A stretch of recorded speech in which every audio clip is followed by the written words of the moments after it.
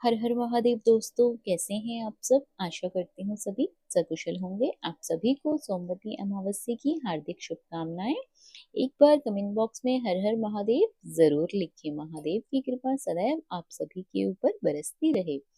आज हम इस वीडियो में सुनेंगे सोमवती अमावस्या की व्रत कथा। तो चलिए दोस्तों, गरीब ब्राह्मण परिवार था। उस परिवार में पति पत्नी के अलावा एक पुत्री भी थी।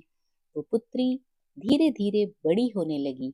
उस पुत्री में समय और बढ़ती उम्र के साथ स्त्रियों के सभी गुणों का विकास हो रहा था।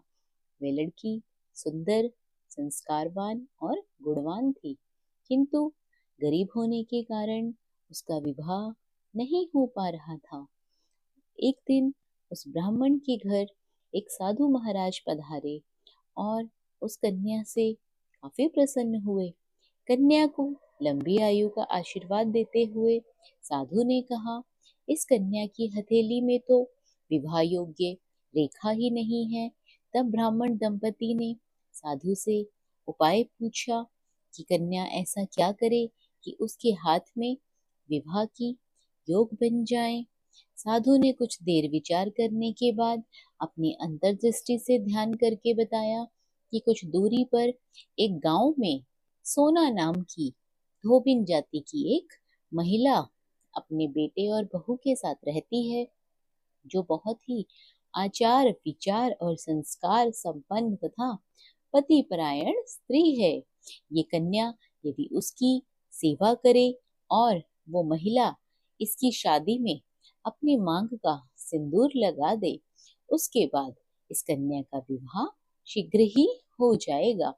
इस कन्या का वैधव्य मिट सकता है। साधु ने ये भी बताया कि वो महिला कहीं आती जाती नहीं है।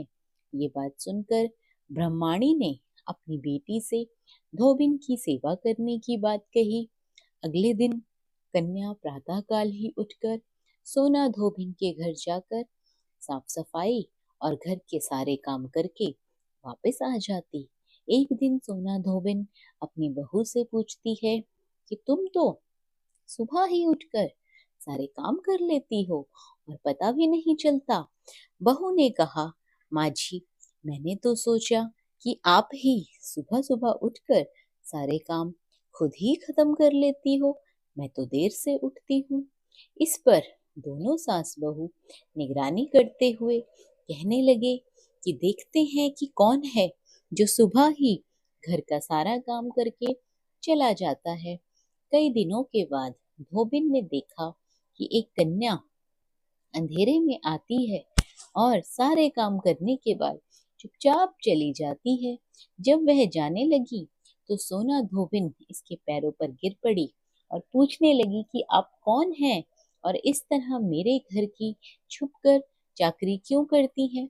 तब कन्या ने साधु द्वारा कही गई सारी बात बताई। सोना धोबिन पतिपरायण थी, उसमें तेज था। वह तैयार हो गई। सोना धोबिन के पति थोड़ा अस्वस्थ थे। उसने अपनी बहू से अपने लौट आने तक घर पर ही रहने को कहा। सोना धोबिन ने जैसे ही अपने मांग का सिंदूर उस कन्या की मांग में लगाया, उसका पति मर गया।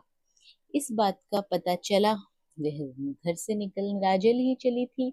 ये सोचकर कि रास्ते में कहीं पीपल का पेड़ मिलेगा तो उसे भंवरी देकर वे उसकी परिक्रमा करके ही जल ग्रहण करेगी। उसने घर में जल ग्रहण नहीं किया था, वह निराजल ही घर से चली आई थी। उस दिन भाग्यवश सोमवती अमावस्या थी। ब्राह्मण के घर मिले पूरे पकवान की जगह उसने ईंट के टुकड़े से 108 बार भवरी देकर 108 बार पीपल के पेड़ की परिक्रमा की और उसके बाद ही उसने जल ग्रहण किया। ऐसा करते ही उसके पति के मुर्दा शरीर में वापस जान आ गई और धोबिन का पति जी उठा।